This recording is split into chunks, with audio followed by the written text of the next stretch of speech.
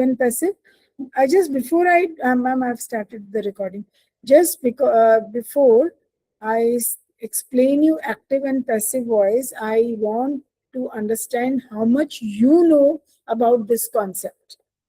आप लोग कितना समझते हो एक्टिव और पैसिव वॉइस को? कोई बताएगा? Because you are in class 9th, I believe you have done it in class 8th. आप लोगों ने क्लास 8 में किया है एक्टिव पैसिव वॉइस? प्रीति, हर्षदा, कोई बोले? समृद्धि is not there today. Can't see her name. Ma'am एक बार रिपीट करिए. मैंने कहा एक्टिव एंड पैसिव वॉइस हमने करना है आज. It is today's topic. So I just want to know whether you know something about this concept. Do you really know? Have you done it? हाँ बोले.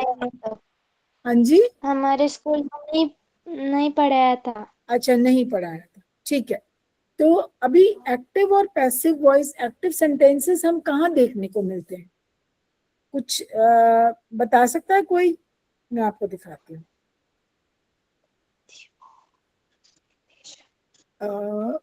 ये I am sharing this with you and please आप अपने registers, pencils keep them in your hand so that अगर कुछ ऐसा लगता है, if you want to note down something, you can do that. Now see, this is we will do active and passive voice. Now, what is so typical about active sentences? Active क्या होता है बेटा?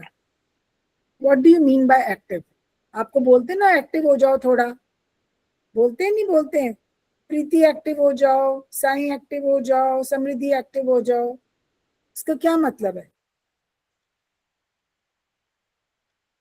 बताओ?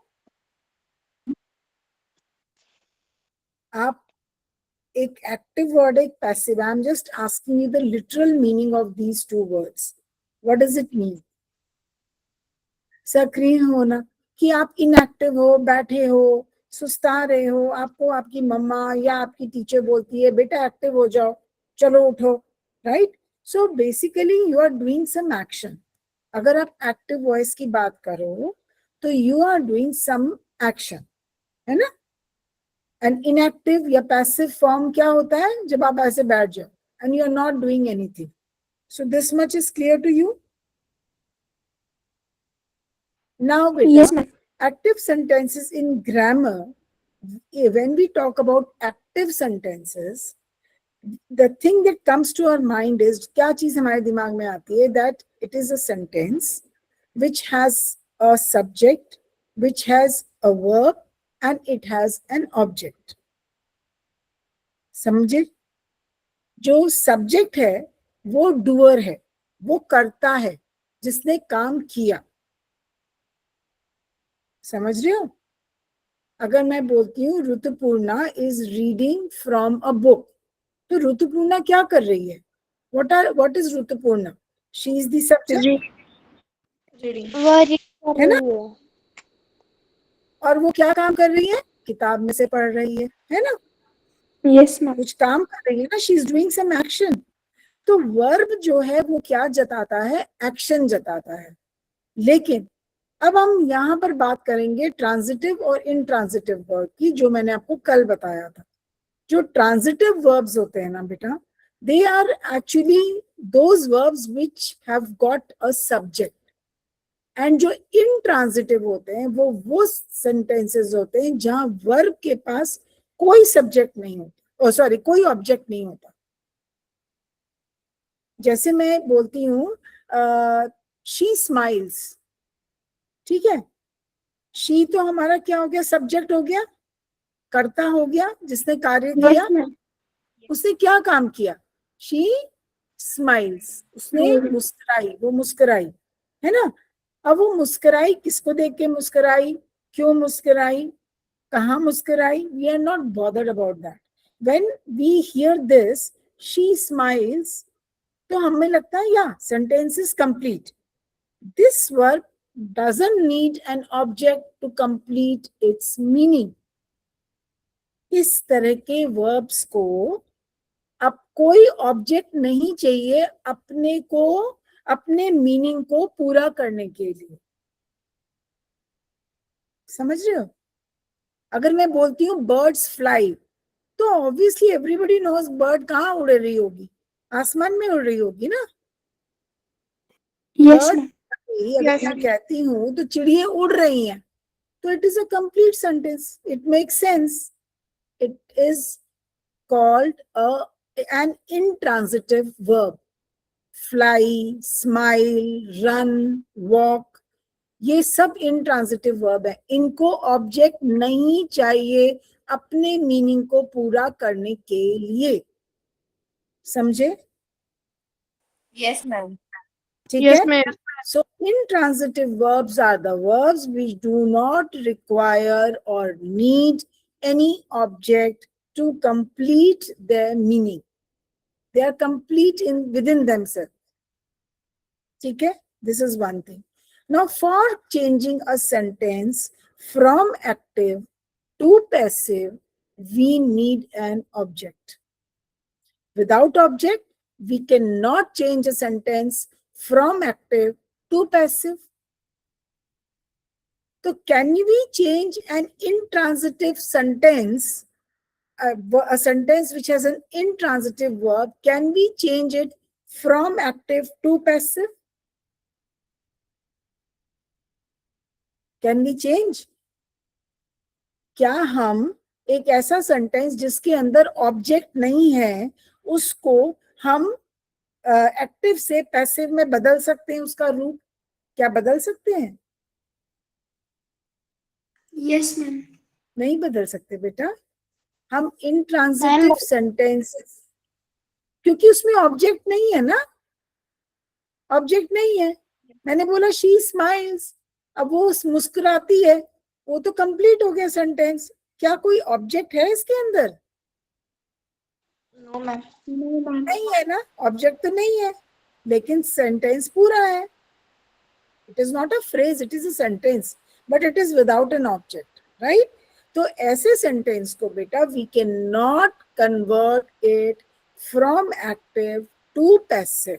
सो दिमाग में ये बिठा लो, to convert a sentence from active to passive we need an object. हमें किस चीज की जरूरत होती है बेटा? ऑब्जेक्ट की। ठीक है? तो जैसे मैंने बोला द शेफ कुक्स द मील।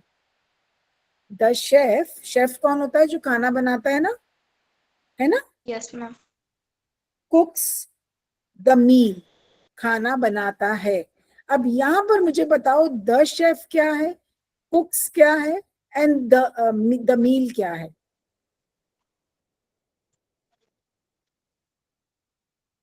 हमने पूरे सेंटेंस को 3 भागों में डिवाइड किया। पहला भाग सब्जेक्ट। सब्जेक्ट क्या हुआ हमारा? बताओ सब्जेक्ट क्या हुआ? The chef. The chef, very good. और वर्ब क्या हुआ? क्रिया, काम कर, कुक है ना। एक शेफ की बात कर रहे हैं तो कुक्स लगेगा, कुक्स द मील। अब हमारा ऑब्जेक्ट कहाँ है? ऑब्जेक्ट मील। मील। तो हम ऐसे सेंटेंस को जिसके अंदर हमारे पास तीनों चीजें हैं, सब्जेक्ट है, वर्ब है एंड ऑब्जेक्ट है। प्लीज अपने 3 फिंगर्स ऐसे करो, all of you. I can't see your fingers, I can't see your face, but please do it so that you learn it better. आप चाहे बेशक यहाँ लिख लो, this is the subject, this is the verb and this is the object. And ये कौन सा verb है? It is transitive verb. ये कौन सा verb हुआ? Transitive. क्यों? क्योंकि इस verb के पास एक क्या है? ऑब्जेक्ट है। ऑब्जेक्ट। इस वर्ब के पास ये ऑब्जेक्ट है, मतलब कुक, कुक्स के पास कौन सा ऑब्जेक्ट है? The meal. The meal object हो गया ना? Yes ma'am. I hope I am clear to everyone. Yes, ma'am. Clear है ना? मैं क्लियर हूँ? Yes, ma'am. अच्छा, अब ये जो एक्टिव सेंटेंस होते हैं ना बेटा, इनको तुम चेंज कर सकते हो इनटू पैसिव फॉर्म। एंड ये कहाँ पर दिखाई देते हैं ये active sentences? Where do we find them?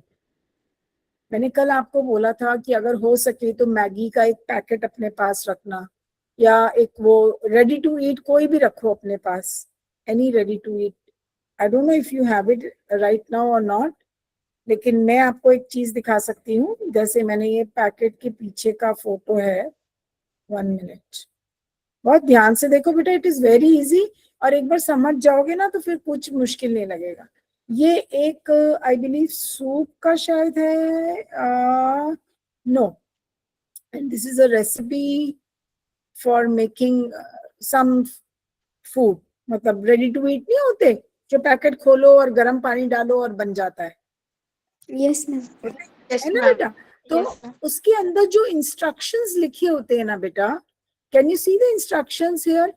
In a small Yes. बोल ब्लेंड 1 पाउच ऑफ ये जो है nor recipe onion soup mix with 1 container that is 500 ml of sour cream. Can you see this instruction? Yes, ma'am. Yes. ठीक है? Chill for 2 hours to blend flavors. Serve with fresh vegetables. Makes 2 cups 500 ml dip. अब ये जितने भी sentence है ना, आप बोलोगे मैम ये एक्टिव कैसे है? यहाँ पे तो सब्जेक्ट है ही नहीं।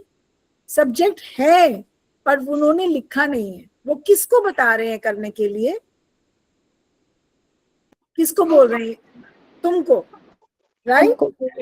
So it is understood.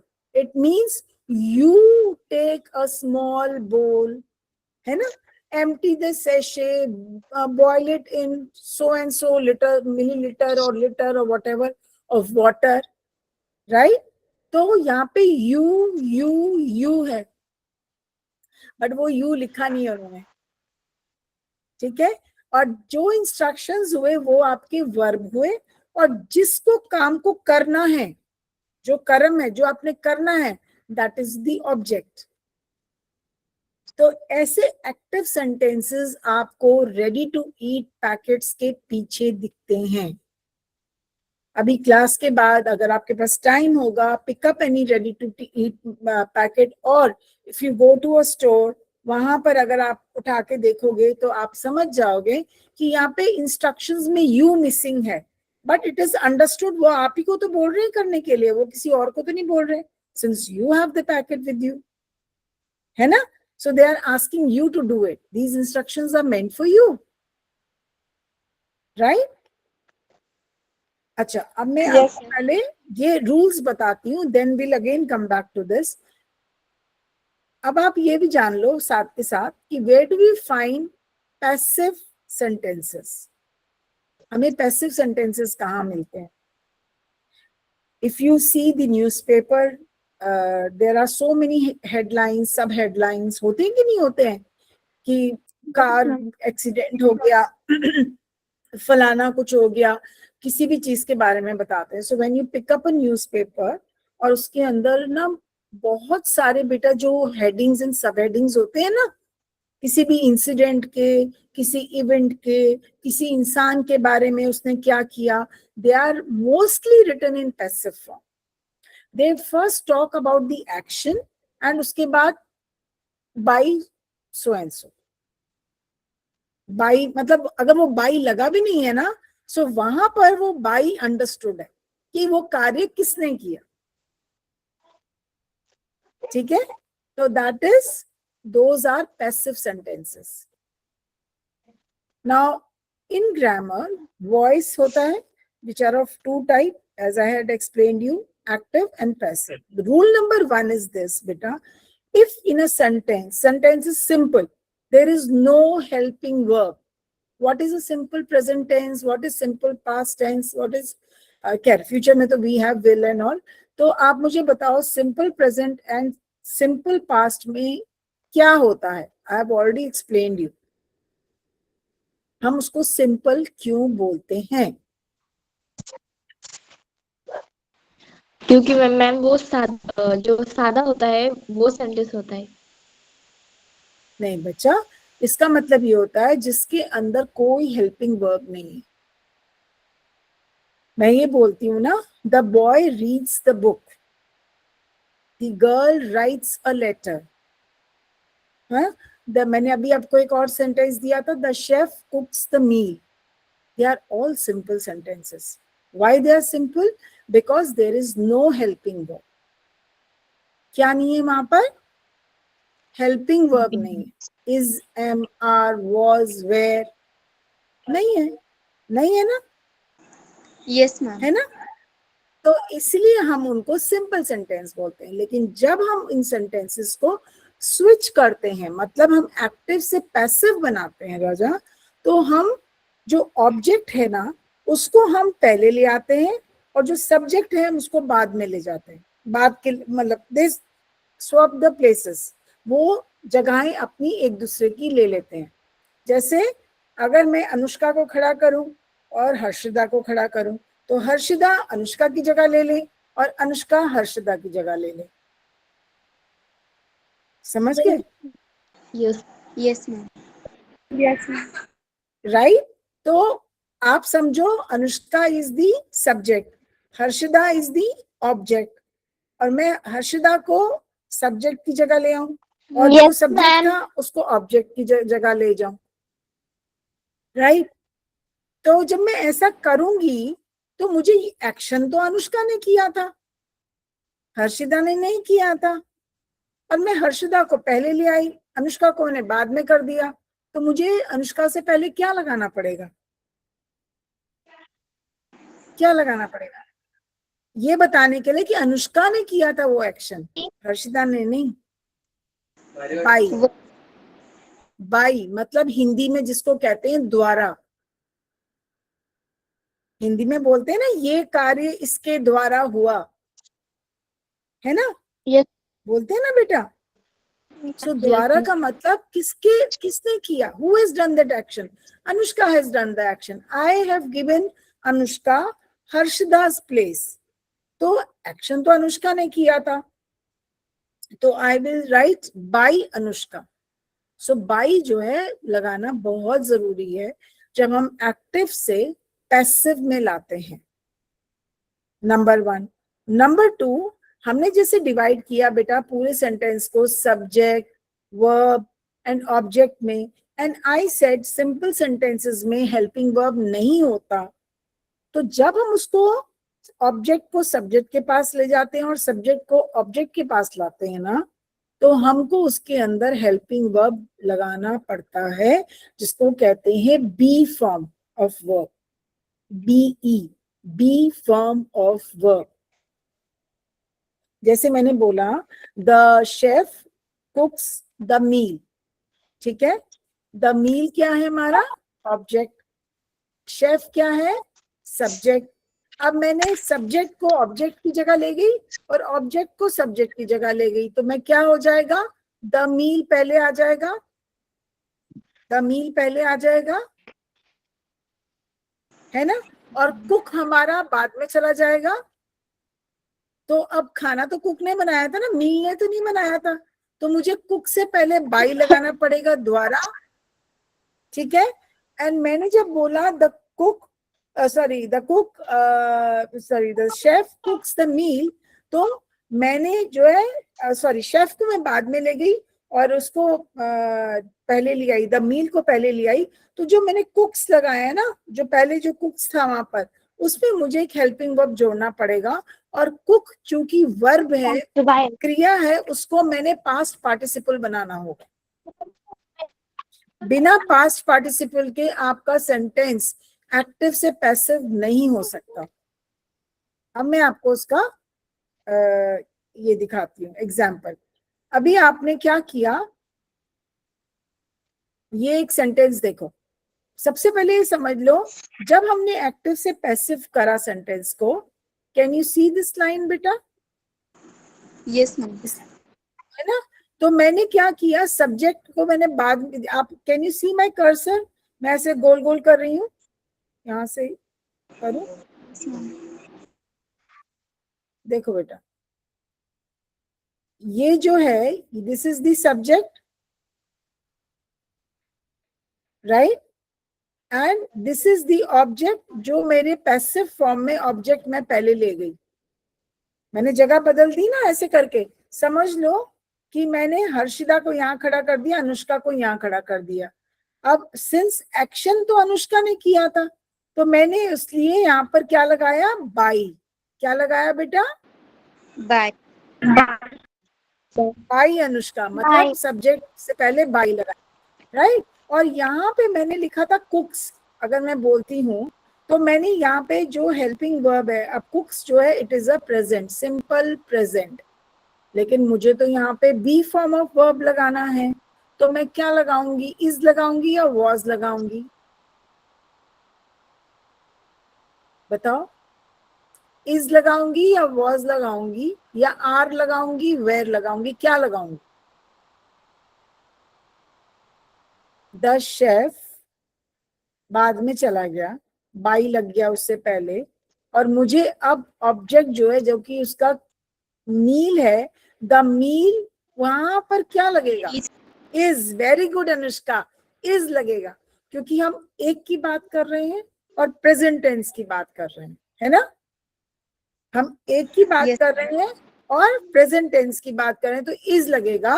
और यहाँ पे हमारा लगेगा कुक का पास्ट पार्टिसिपल, कुक का पास्ट पार्टिसिपल फॉर्म। तो क्या बन गया,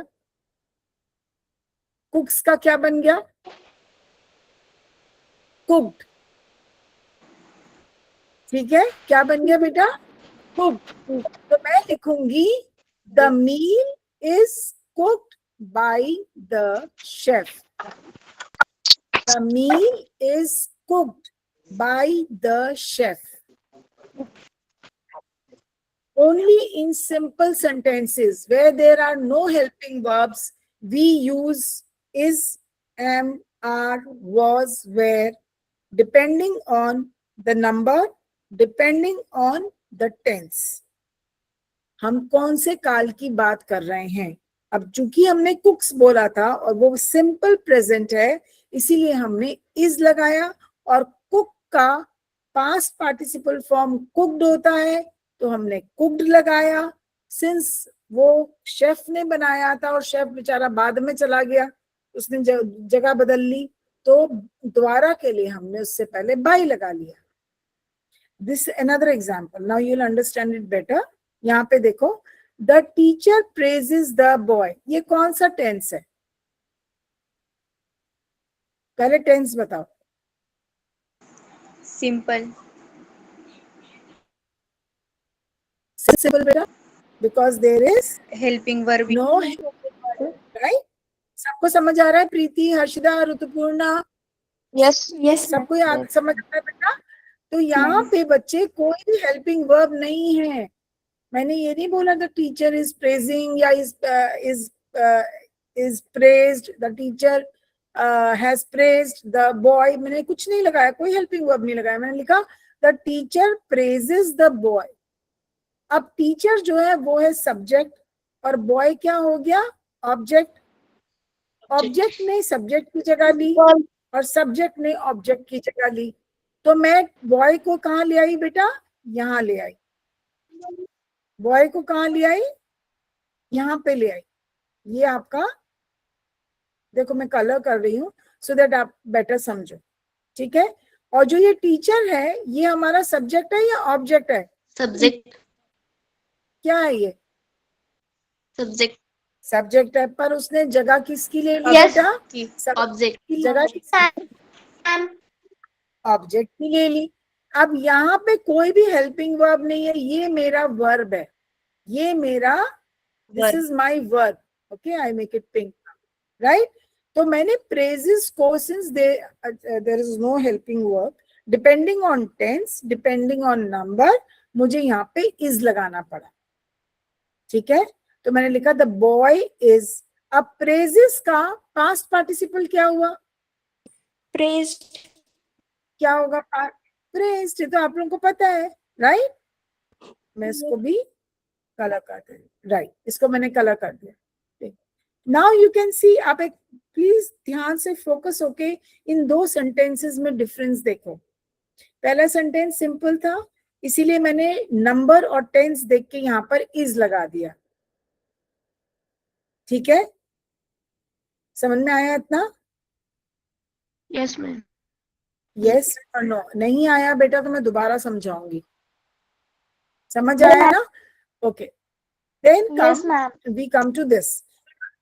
ओके, अब ये एक दूसरा एग्जाम्पल है। Look at this example, the teacher has praise the boy.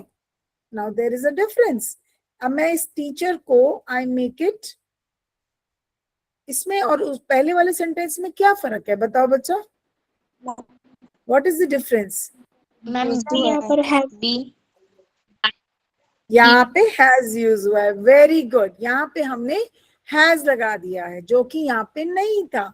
अब सिंस यहाँ पे हैज आ गया तो अब हम क्या करें? तो जब हैज, हैव या हैड होता है तो हम क्या ऐड कर देते हैं उसको पैसिव बनाते हुए? बेटा हमने क्या ऐड कर दिया? Being. Being, please don't get confused. Been. Is, am, are, was, were तब लगता है जब हमारा सेंटेंस सिंपल होता है और हम उसको एक्टिव से पैसिव बनाते हैं, राइट?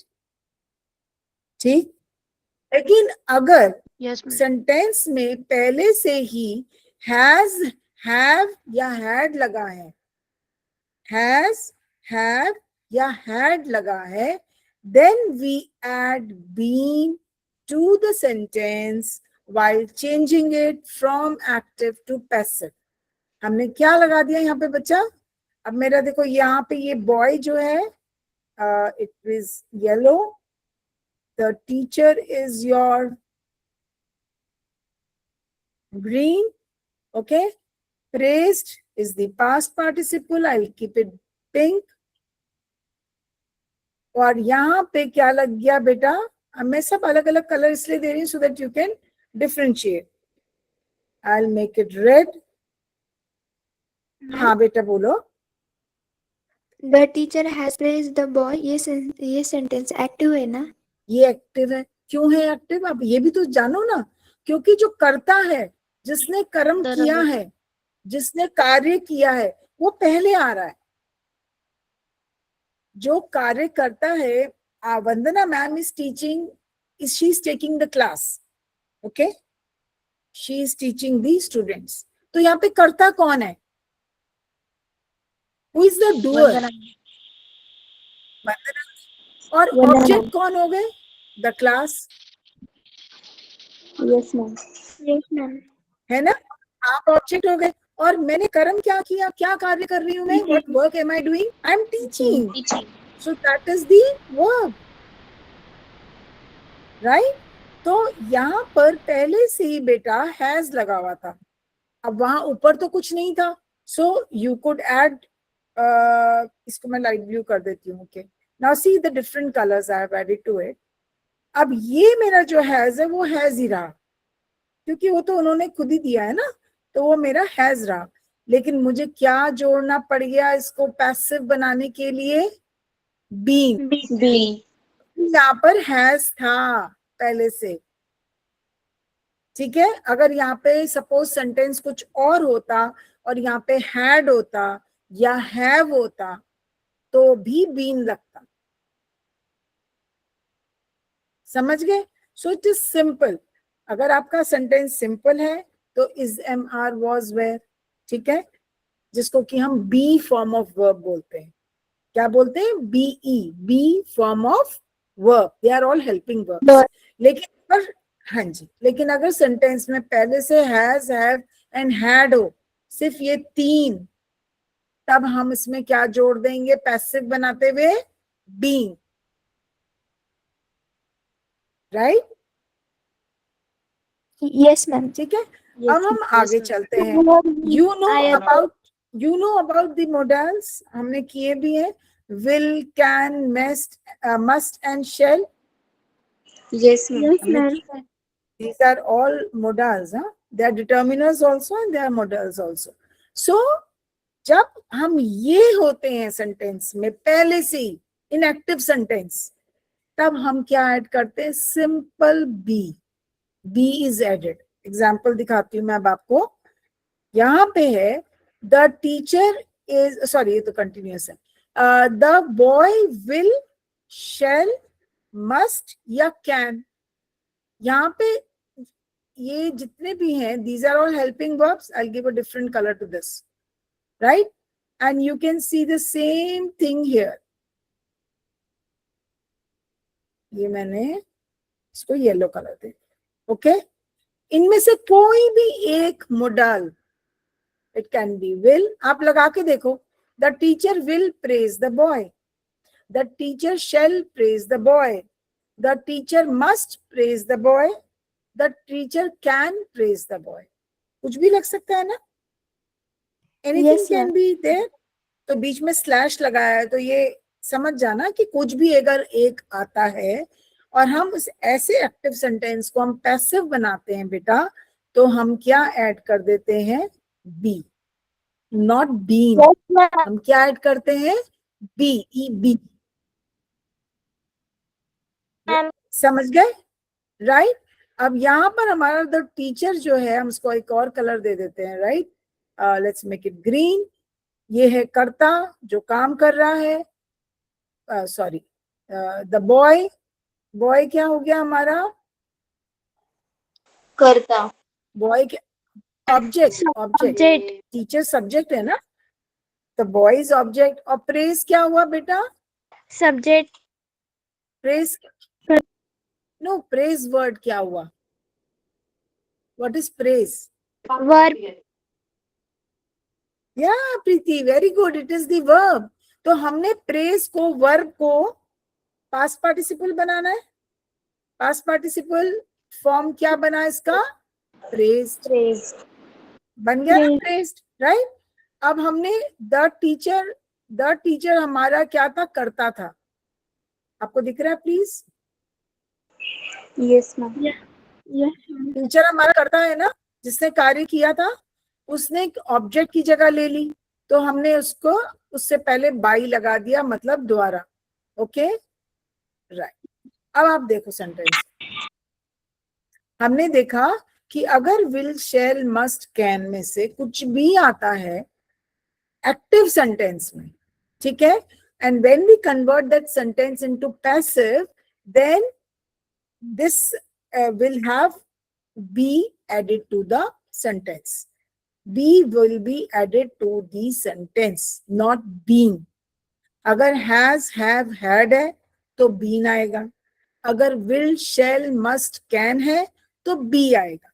और अगर सिंपल है तो क्या आ जाएगा? is, am, are, was, were, ये लग जाएंगे। आपने 3 टाइप्स ऑफ सेंटेंसेस समझे? Yes ma'am.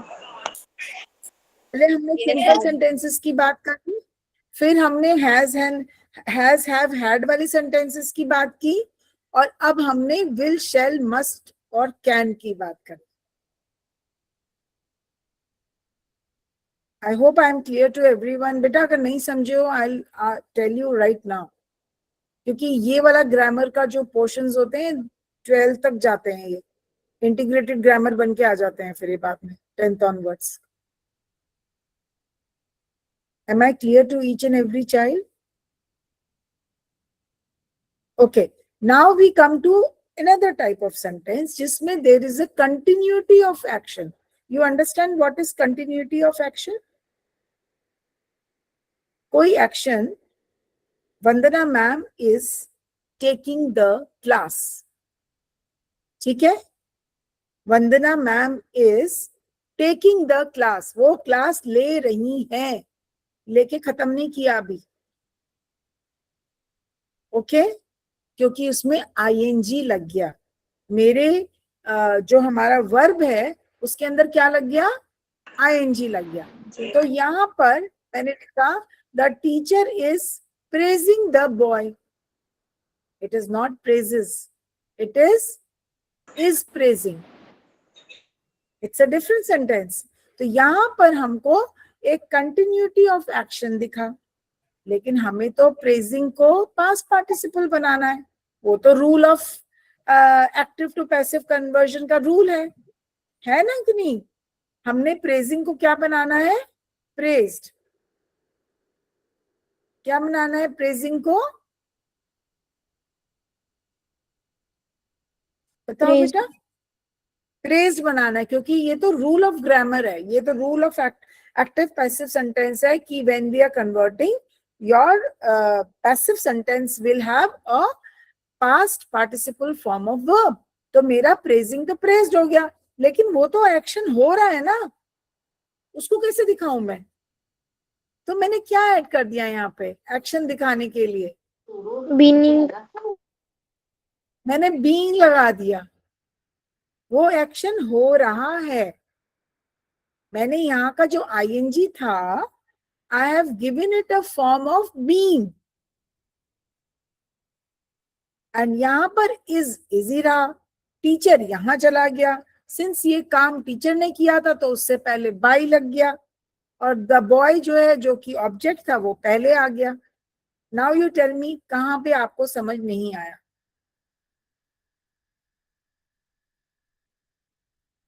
कोई चीज ऐसी जो आपको समझ नहीं आई बेटा, please ask me here right now.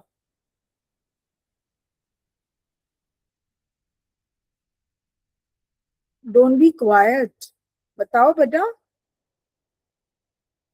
Preeti, Rutupurna, I'm taking the names. There are 22 students, but I can see names only of a few. बताओ मुझे। Sonali is also there, I believe. And हाँ बताओ बच्चा। Ma'am, the boy is being praised by the teacher है ना, वो एक बार repeat कीजिए ना हिंदी में। हाँ मैं बता देती हूँ आपको दोबारा। देखो, अभी तक हमने जो सेंटेंसेस करे ना, उसके अंदर मैंने आपको 3 टाइप्स बताए। एक तो सिंपल बताया, जिसके अंदर हमने is, am, are, was, were जोड़ना है ना, और वर्ब जो है वो पास्ट पार्टिसिपल हो जाएगा। फिर मैंने सेकंड टाइप ऑफ सेंटेंस बनाया हैज, हैव, हैड के साथ। उसमें भी हमने वर्ब को पास्ट पार्टिसिपल बनाना है, राइट? तो हमने क्या जोड़ दिया? Being, BEEN, being. ओके। फिर मैंने आपको थर्ड टाइप ऑफ सेंटेंस बताया, जिसके अंदर विल, शैल, मस्ट, कैन है, मॉडल्स हैं, राइट? तो जब अगेन हमें वर्ब को हमने पास्ट पार्टिसिपल बनाया और ये सारे जितने भी मॉडल्स हैं इनको यूज किया, तो हमने लगाया BEB। लेकिन जब हमारा कोई सेंटेंस किसी कार्य का कंटिन्यूटी दिखाता है ना, कि वो चल रहा है, वो काम हो रहा है, लेकिन आपको वर्ब को पास्ट पार्टिसिपल बनाना है, आपको वर्ब को पास्ट पार्टिसिपल बनाना है। प्रेजिंग वर्ब, हमारा वर्ब क्या है इस सेंटेंस में? The teacher is praising the boy. What is the verb here? Tell me the verb. Verb कहाँ है? कौन सा है Praising. वर्ब? प्रेजिंग वर्ब है, लेकिन हमने प्रेजिंग को क्या करना है जब पैसिव बनाना है? तो Past participle. हाँ, तो वो प्रेजिंग से प्रेज्ड हो गया, हो गया Yes, ना प्रेज्ड। Yes, लेकिन ma'am. हम फिर प्रेज्ड अगर बोलेंगे बेटा, तो how will we show the continuity of action? हम एक्शन हो रहा है ये कैसे जताएंगे? उसको जताने के लिए हम क्या लगाएं? Being. तो हमने क्या लगाया? बीइंग लगाया, क्योंकि बीइंग के अंदर आईएनजी है। भाई ये आईएनजी जो है यहाँ पर आ रहा है प्रेजिंग में, वो यहाँ पर दिख रहा है ना आपको, BEING। Yes, ma'am. yes, ma'am. तो हमने उसको कंटिन्यूटी को दिखाने के लिए हमने बीइंग लगाया, और प्रेजिंग को हमने प्रेज्ड बना दिया, और ये इज ऐसे का ऐसे इज रह गया। Okay, ma'am. अब समझ में आया ऋतुपूर्णा? Yes, ma'am. Yes, ma'am. अगर कोई और सेंटेंस आप, एक minute Rituparna, give me, make a sentence with present in present continuous form. Make a sentence in present continuous form. Any sentence which has a subject, which has an object. बनाओ जरा। She is completing her homework. Who is completing? The boy है या girl या the student, जो भी लगाना है। ठीक है। मैम मैं बताऊं? मैम मैं बताऊँ कि ही इज कंप्लीटिंग, एक पहले हम एक सेंटेंस कर लें बेटा। He is Okay. Completing the homework. अब द होमवर्क जो है वो क्या है हमारा, क्या है, ऑब्जेक्ट ऑब्जेक्ट। और ही क्या हो गया, ऑब्जेक्ट ही क्या हो गया, ऑब्जेक्ट सब्जेक्ट हो गया। वर्ब क्या हुआ, सब्जेक्ट completing, कंप्लीटिंग हो गया, है ना। और इज उसका टेंस बताता है कि ये कार्य कब हो रहा है, अभी हो रहा है या हो चुका है, मैं मतलब हो रहा था। इज मतलब क्योंकि एक है तो हमने इज लगाया, और अभी हो रहा है तो हमने उसकी उसको इज को दिखाने के लिए, टेंस दिखाने के लिए भी हमने इज लगाया, है ना, राइट। अब हमने क्या करना है, completing will become what when we converted into passive. क्या बन जाएगा, कंप्लीटिंग क्या बन जाएगा, completed, कंप्लीटेड बन जाएगा। और आपका जो है, जो ही था वो लास्ट में चला गया क्योंकि वो सब्जेक्ट है, उसने ऑब्जेक्ट की जगह ले ली, तो क्या वो ही रहेगा, बाय ही हो जाएगा। तो ही का क्या बन जाएगा भाई, ही बोला ना मैंने, नाम तो नहीं लिया कोई, तो ही बाय हिम हो जाएगा। Very good very good. अब हमने कंप्लीटेड हो गया, और आपने बोला इज कंप्लीटिंग, तो हमने इज को ऐसे का ऐसी इज रखना है क्योंकि हम एक की बात कर रहे हैं और प्रेजेंट की बात कर रहे हैं। अगर हम बोलते हैं the homework is completing by boy by him, sentence अटपटा नहीं हो गया, हमने आईएनजी कहाँ लगाया, तो मैं क्या करूंगी, तो मैं क्या जोड़ूंगी, इज और being, यस, इज और कंप्लीटेड के बीच में मैं क्या जोड़ूंगी, बीइंग, है ना। जैसे ही बीइंग लगाऊंगी आईएनजी आ रहा है बीइंग में, it shows the continuity of action. So हो जाएगा the homework is being completed by him. It is pure pure technical. जैसे आप मैथमेटिक्स में 2+2 4 करते हो ना, कभी 2+2 6 तो नहीं लिखा, 5 तो नहीं लिखा, नहीं लिखा ना, है ना। yes ma'am. कभी कैलकुलेशन में आप गलती तो नहीं करते हो। सो बेटा grammar is just like that. अगर आप एक बार रूल्स को समझ के, समझ लो, रटो नहीं, समझो, देन आपको कोई भी नहीं हरा सकता ग्रामर में। इज इट क्लियर बेटा सबको, Yes, राइट? ma'am. ठीक है। अदरवाइज वैसे भी I am going to share this as it is, ये कलर्ड है, सो दैट आपके पास एक रिसोर्स रहेगा जस्ट टू फॉल बैक कि अगर आपको कहीं कुछ गड़बड़ लगती है तो, नहीं समझ आता तो। अब हम आते हैं क्विक कंपैरिजन टेबल में। These are all active sentences and these are passive. Let's pick up this sentence, the dog chased the cat. First tell me the tense. The dog chased the cat. Which tense is it? Simple. Simple past. Can I convert this sentence into passive form? Yes ma'am. Why? My question is why? क्यों कर सकती हूँ मैं इसको? Because it has, Helping word, no, verb तो होता ही है, because it has an object. It is a transitive verb.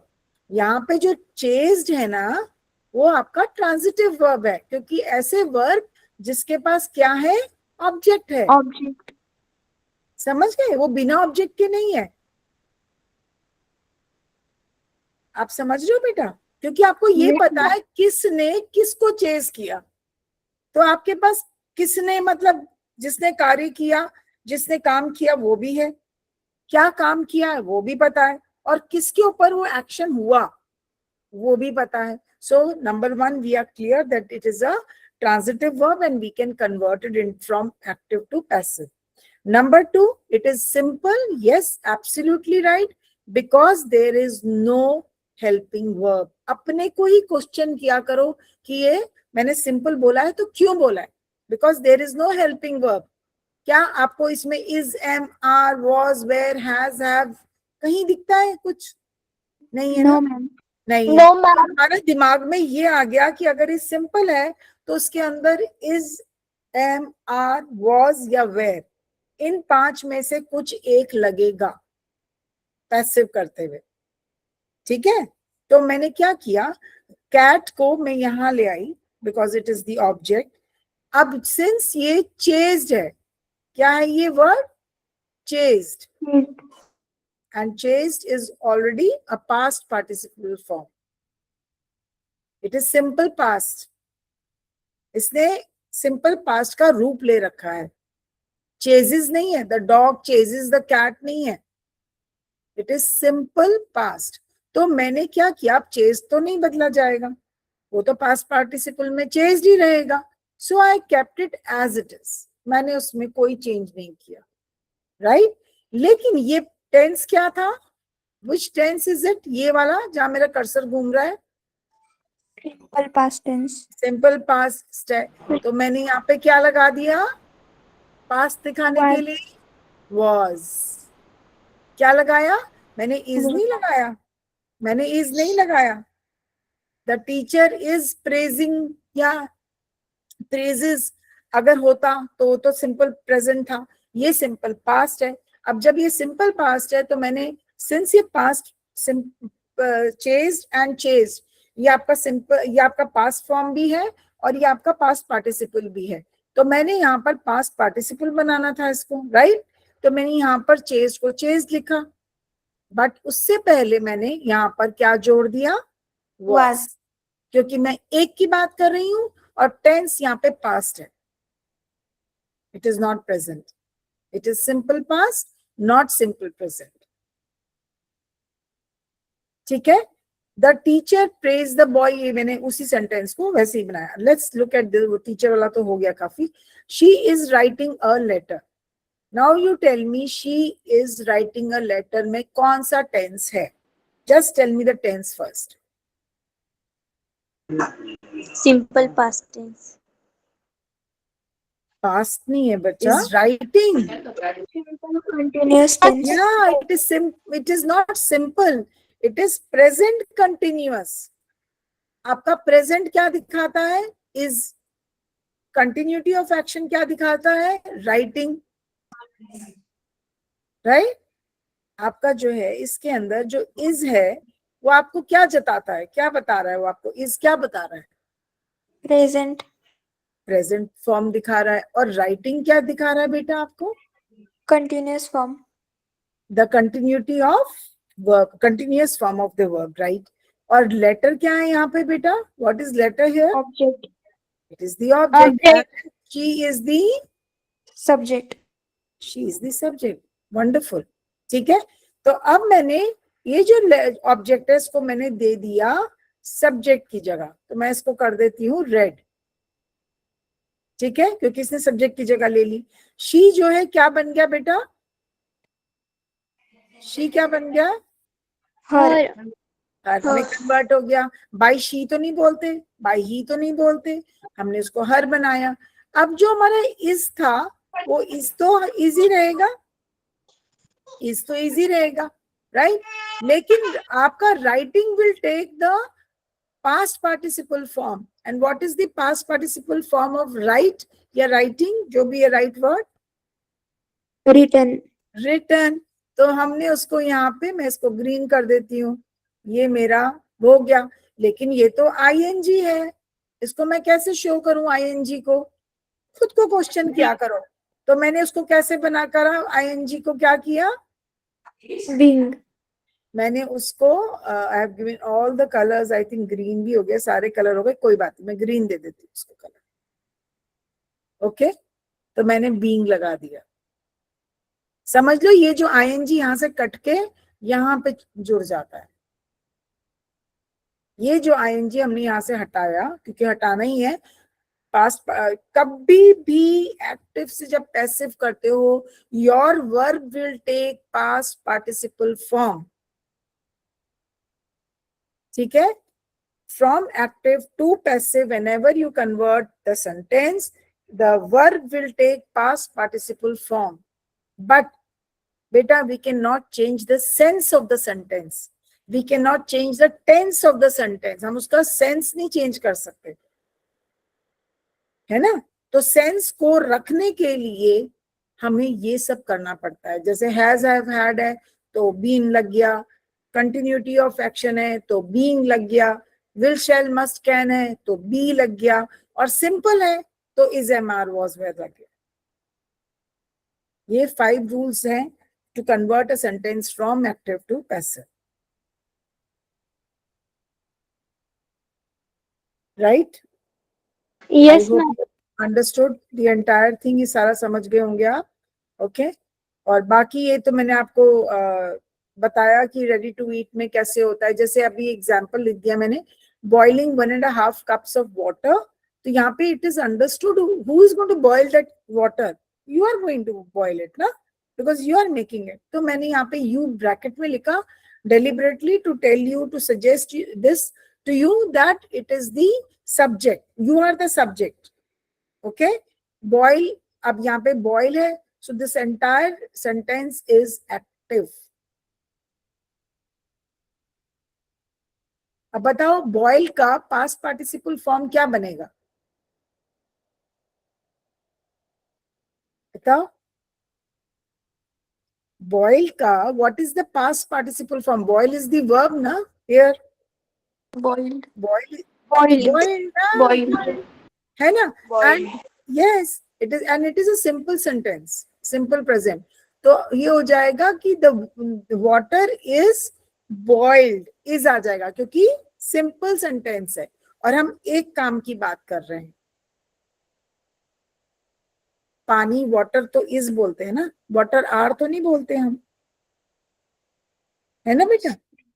हम इसको पानी पानी पानी चाहे एक बाल्टी पानी है तो चाहे हम बहुत सारे उसमें हो पानी, बकेट्स की बात करेंगे तब डेफिनेटली आर आएगा, बट अगर हम पानी की बात कर रहे हैं तो pani is always treated as is, तो हमने यहाँ पे लिखेगा इज बॉइल्ड, ठीक है। ऐसी एड है, add is again your verb, तो हम एड का पास्ट पार्टिसिपल क्या बन जाएगा, Ours. आर। लेकिन यहाँ तो नूडल्स एंड टेस्ट मेकर है, तो ये तो जो दो चीजों की बात कर रहे हैं, नूडल्स की बात कर रहे हैं, तो क्या लगेगा उससे पहले, एडेड से पहले क्या लगेगा, आर। तो it will be are added to the water by you, ठीक है। कुक जो है कुक्ड बन जाएगा। So this is how we convert sentences. I think we have done with the class. I am sorry ma'am, it's your time ना। Okay, so I come back to you children. I was supposed to do formal, informal letter writing also, but we can't do it today. In ma'am our next class, we'll be doing it. हाँ बेटा, क्या आप ये PDF group पर भेज सकते हैं क्या? बिल्कुल भेज सकती हूँ बेटा। आप लोग, Ma'am. I hope you have understood the concept. Okay ma'am, thank you. ठीक है, I'll Ma'am. share this sheet with you. Yes बच्चा, मैम okay बेटा। मैम मैं ना थोड़ा सा लेट Bye, ज्वाइन ma'am. हुई थी, ये मुझे समझ नहीं आया। क्या आप ग्रुप पे रिकॉर्डिंग शेयर कर सकते हैं? वो मैम शेयर करेंगी बेटा, recording will be shared by ma'am and the sheet, resource sheet will be shared by me. Okay. Okay ma'am. Okay ma'am. And in the next class, you can ask me. You're free to ask me. Okay. Right. Sorry. Good ma'am. Good night, beta. Thank you, ma'am. Sorry, I kept you night. waiting. Okay, beta. God bless you. Good evening ma'am. Good evening. Ma'am Good evening. Good evening. Good evening. How are you all? I am good कैसे हैं ma'am. सारे? I'm good ma'am, how are you? I'm good ma'am, how are you? अभी ये बताइए कितने लोगों ने, should we wait for the prayer or should we start straight away? Ma'am prayer start करेंगे अभी, चलो ठीक है।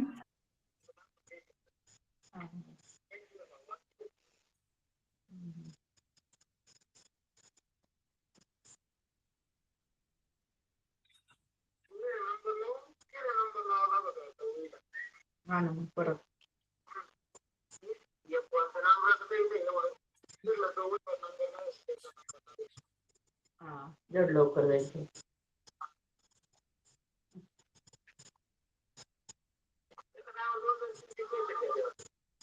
आणि त्याच्यात काही फोटो काढले फोटो काढायला.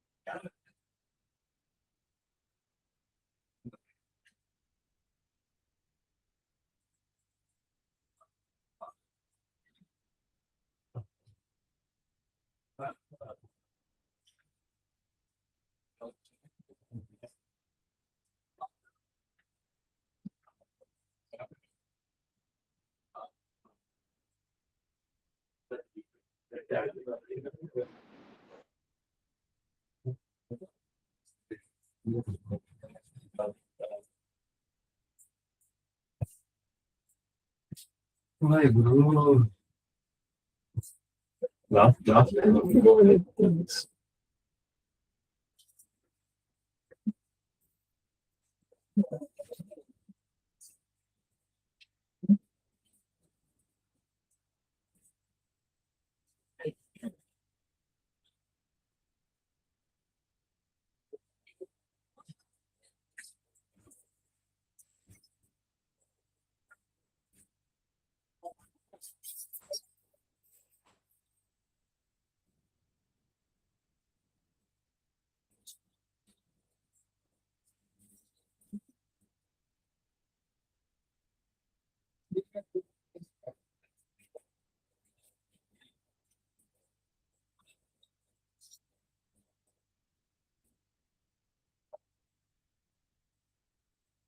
Should we start?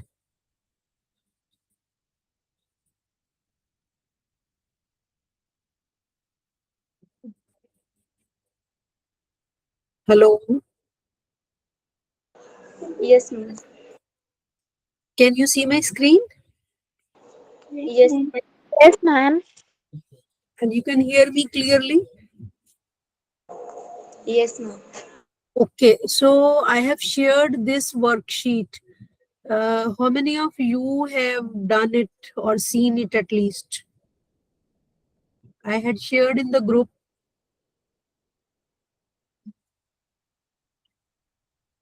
Should we discuss this worksheet?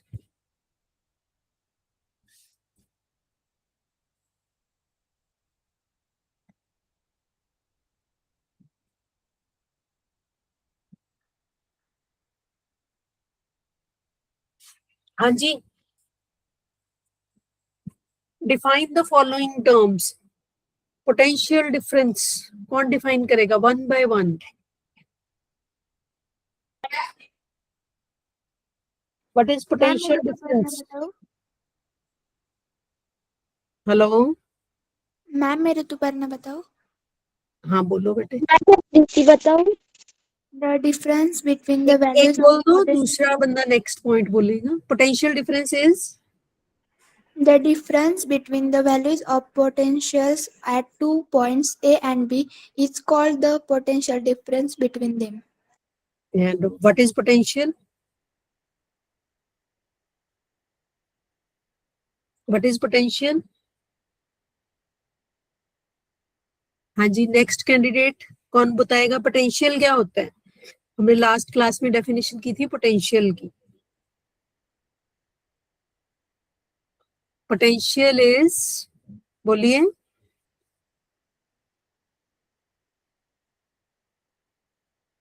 हम्म,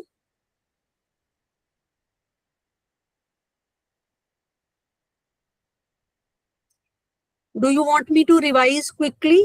जो पिछला हमारा सारा करंट इलेक्ट्रिसिटी हमने की है, should we revise it quickly? मैं बताऊं?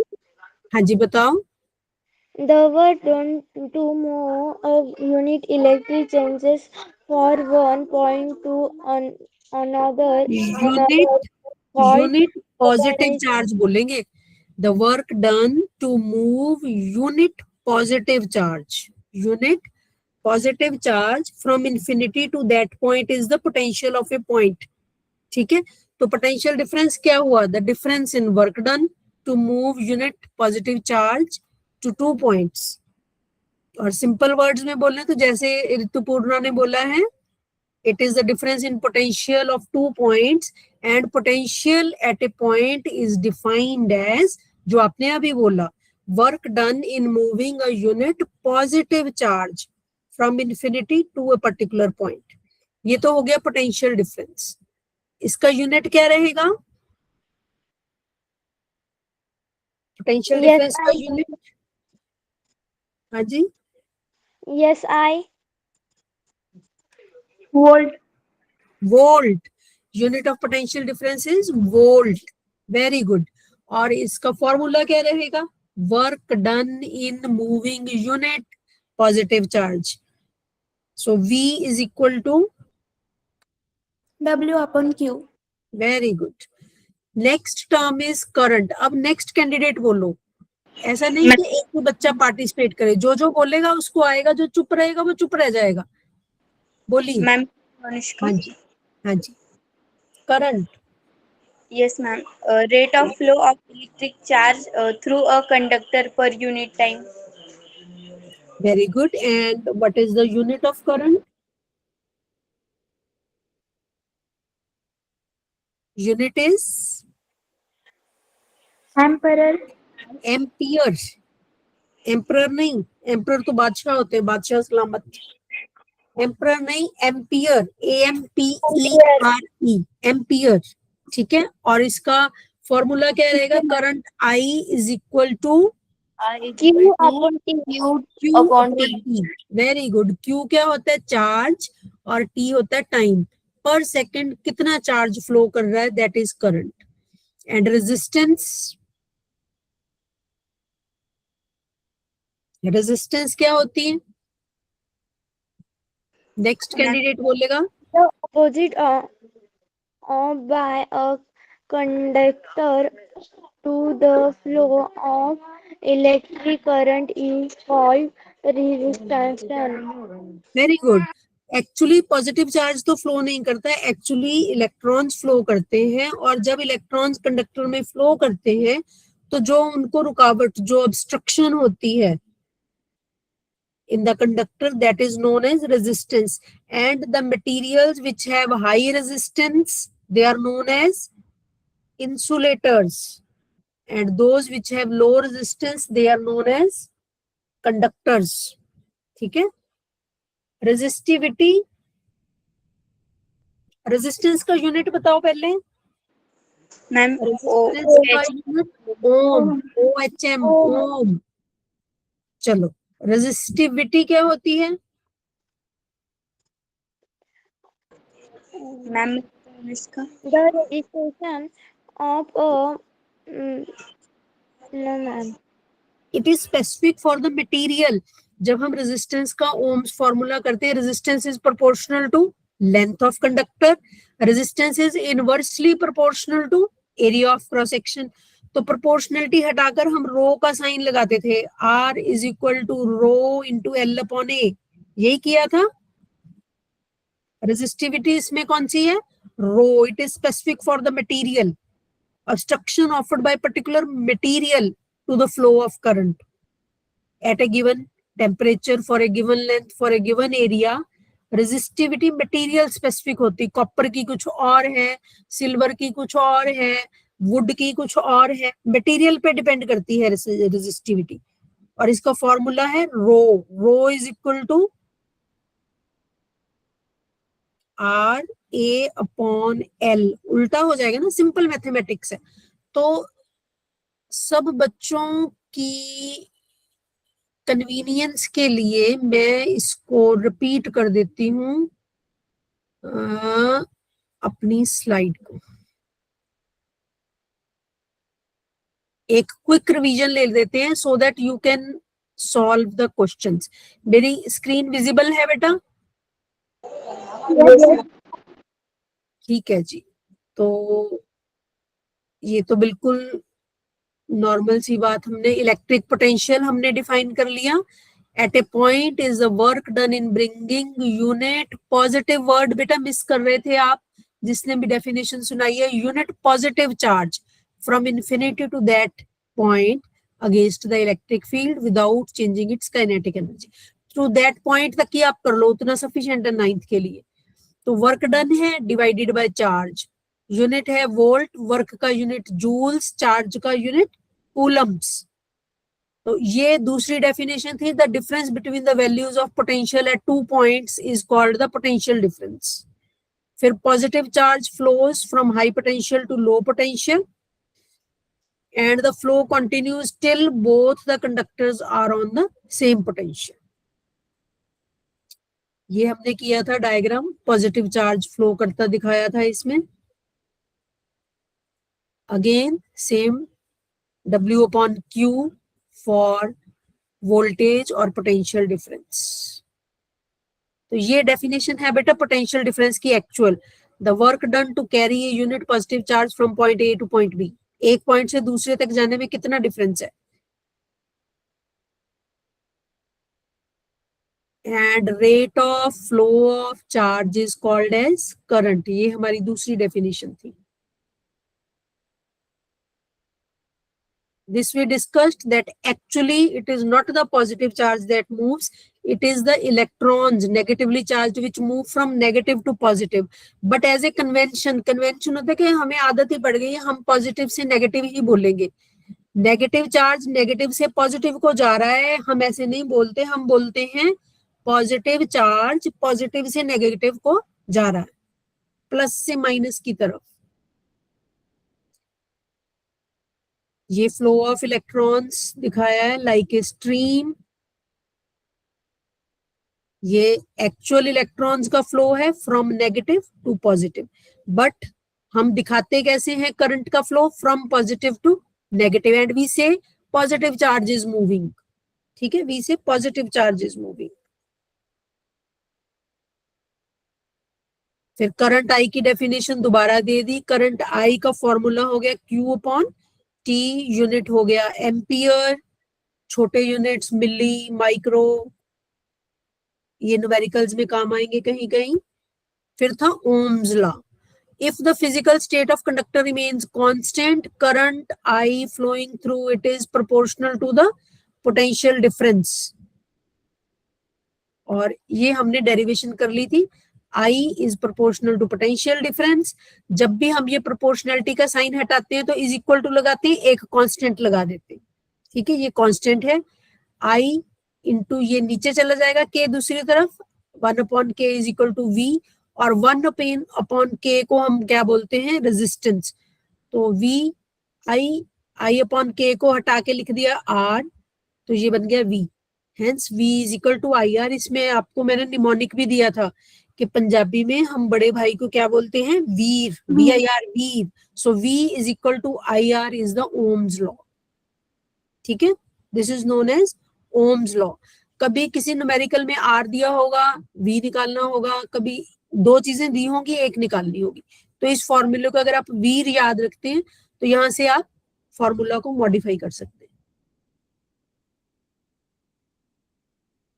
अगेन ओम्स लॉ के अकॉर्डिंगली रेजिस्टेंस ओम को डिफाइन कर दिया। फिर ये था रेजिस्टेंस एंड रेजिस्टिविटी। रेजिस्टेंस होती है ड्यू टू लेंथ, जितना लंबा कंडक्टर होगा उतनी रेजिस्टेंस ज्यादा होगी। R is proportional to L, length of conductor. ठीक है, दूसरी चीज एरिया ऑफ क्रॉस सेक्शन, चौड़ा कितना है, ये ब्रॉड कितना है। ठीक है, हॉलो अंदर से कितना है, दैट इज एरिया। जितना एरिया ज्यादा होगा करंट को फ्लो करने के लिए ज्यादा जगह मिलेगी, तो रेजिस्टेंस कम हो जाएगी। सो resistance is inversely proportional to area. Resistance is directly proportional to length, resistance is inversely proportional to area. और जब हम proportionality हटाएंगे तो यहाँ पर ये रो लगा देंगे. Rho is the resistivity, specific property of the material and is different for different materials. ठीक है.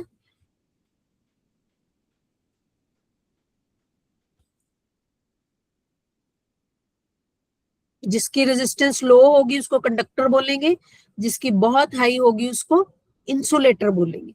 कंडक्टर यूज करेंगे वायर बनाने के लिए, इंसुलेटर यूज करेंगे उसके ऊपर वाली कोटिंग बनाने के लिए, सो दैट जब हम वायर को हाथ लगाएं तो हमें करंट नहीं लगे, इंसुलेट कर दे, वो बीच में ब्रेक कर दे करंट को. फिर हमने सर्किट्स किए, सर्किट के सिंबल्स किए. आई होप जिसने देखा होगा उसको जरूर पता चल गया होगा ये, अगर दोबारा डायग्राम देखा है. फिर ये वोल्ट मीटर हम हमेशा पैरेलल में लगाते हैं और एम मीटर जो करंट को मेजर करता है उसको हम सीरीज में लगाते हैं.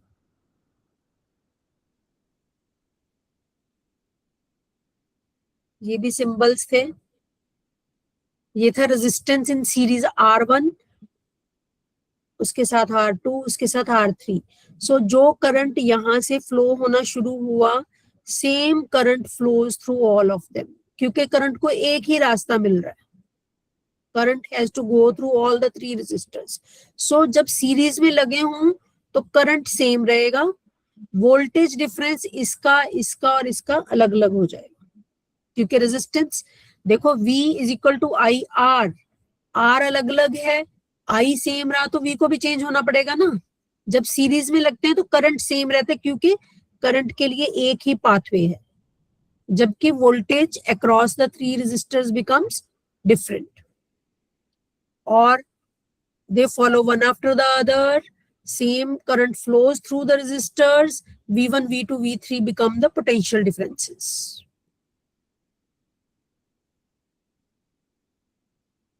ये हमने डिराइव कर लिया था. S यहां भी मैंने आपको निमोनिक दिया था. सीरीज मींस सीधा, तो इसको सीधे सीधे सारी रेजिस्टेंसेस को जोड़ दो जितनी भी है, वो टोटल रेजिस्टेंस बन जाएगी. Resistance in series RS is equal to R1 plus R2 plus R3. जितने भी हैं, जितने भी रेजिस्टर, चाहे 10 लगे हों 20 लगे हों, सीरीज में सबको ऐड कर देना. सिंपल. और दिस वाज इन पैरेलल.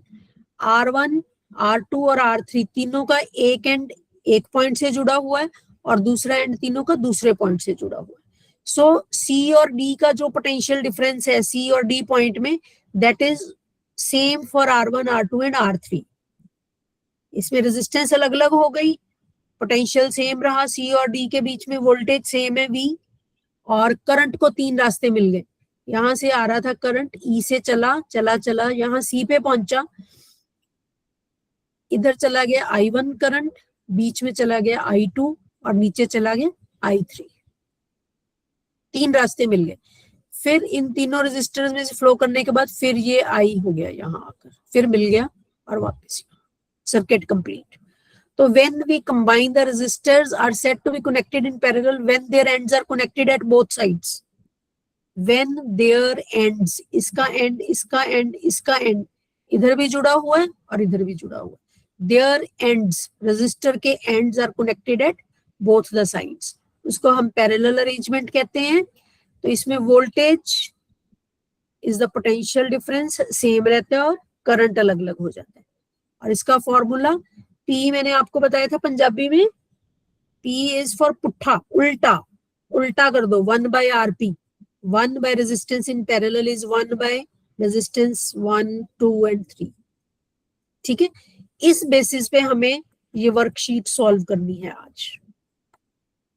फिर मैंने आपको बताया था बिकॉज एक ही करंट है जो सबके थ्रू जा रहा है ये, तो अगर घर में हम सारे अप्लायंसेस या बल्ब सीरीज में लगा देंगे तो अगर पहला बल्ब या दूसरा बल्ब फ्यूज हो जाएगा तो उसके आगे के सारे फ्यूज हो जाएंगे, कोई भी नहीं चलेगा, सर्किट ब्रेक हो जाएगा.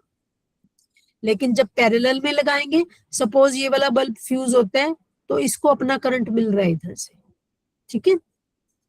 तो हमेशा हम पैरेलल में लगाते हैं. देन वी डिस्कस्ड एक लाइव वायर होती है, जिसमें पोटेंशियल डिफरेंस 220 वोल्ट्स आते हैं। एक रहती है न्यूट्रल वायर और तीसरी होती है अर्थ वायर। न्यूट्रल वायर ये पोटेंशियल डिफरेंस बनाने के लिए होती है और अर्थ वायर होती है हमें करंट इलेक्ट्रिक शॉक ना लगे उससे बचाने के लिए।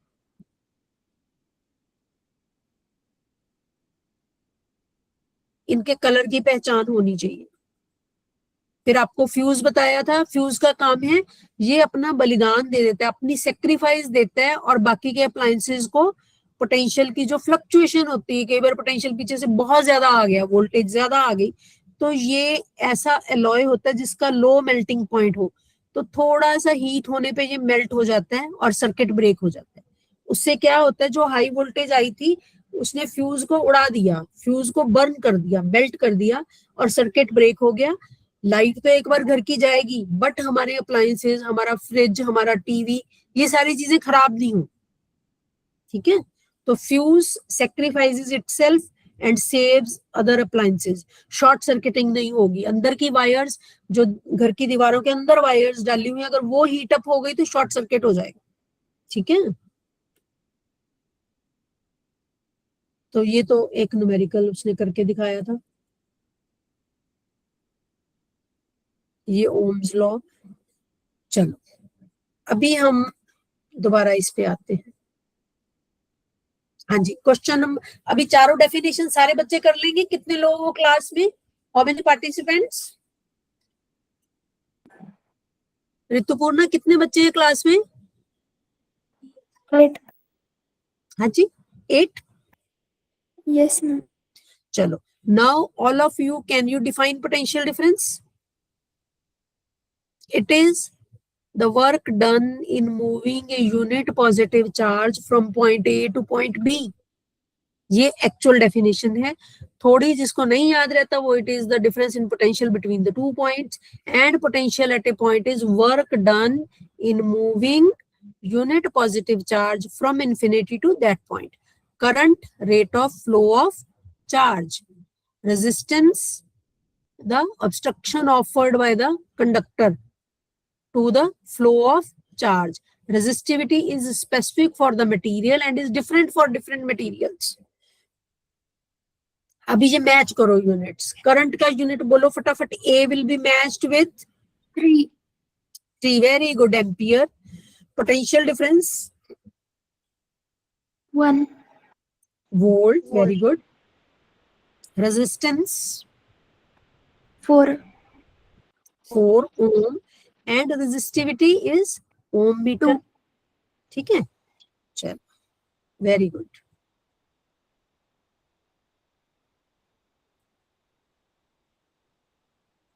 ठीक है, जस्ट अ मिनट।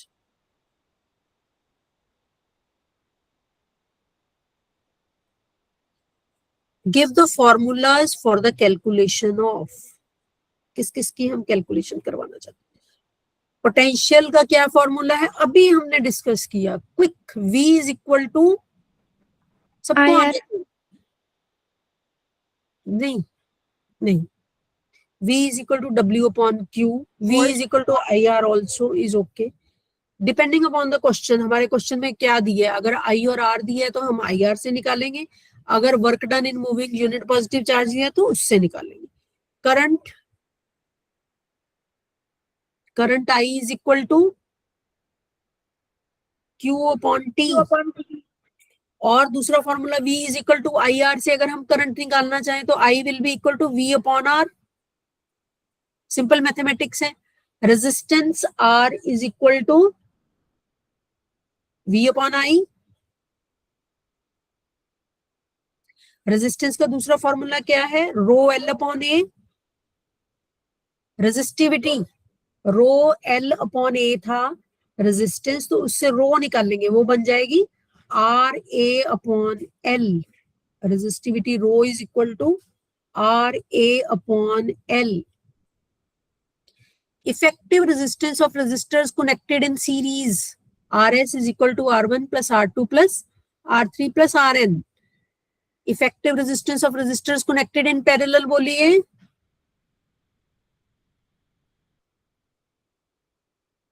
जब पैरेलल में लगाते हैं तो उल्टा करके जोड़ना है इनको। 1/rp is equal to 1/r1 plus 1/r2 plus 1/r3, ऐसे ही था। Yes, ma'am. Very good. चलो ये फोर्थ न्यूमेरिकल किसी ने ट्राई किया है? Fourth question, a uniform wire of resistance 20 ohms is cut into two equal parts. These parts are now connected in parallel, and what will be the resistance of the combination? क्या करना चाहिए बोलिए बेटे। आप लोग करते हो वर्कशीट जो दी जाती है, कोई ट्राई करते हो करने की उसको?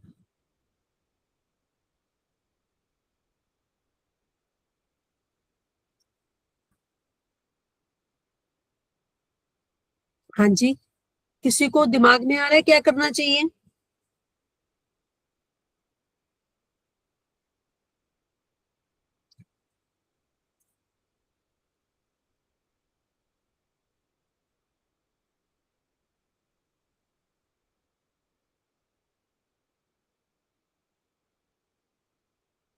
बेटे लड़के भी हैं, बिल्कुल नहीं बोलते क्लास में।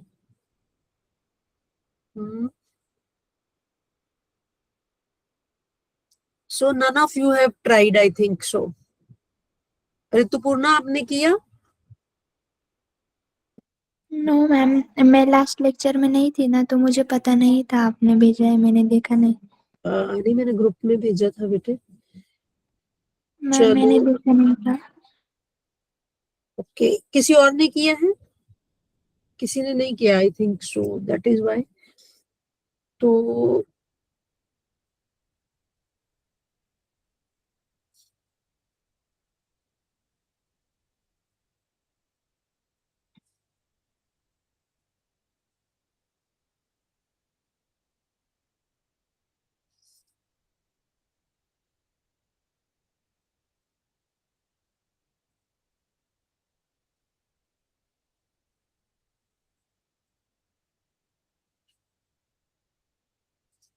ये मैं ग्रुप में भी डाल दूंगी, फिलहाल आप सिर्फ समझ लें।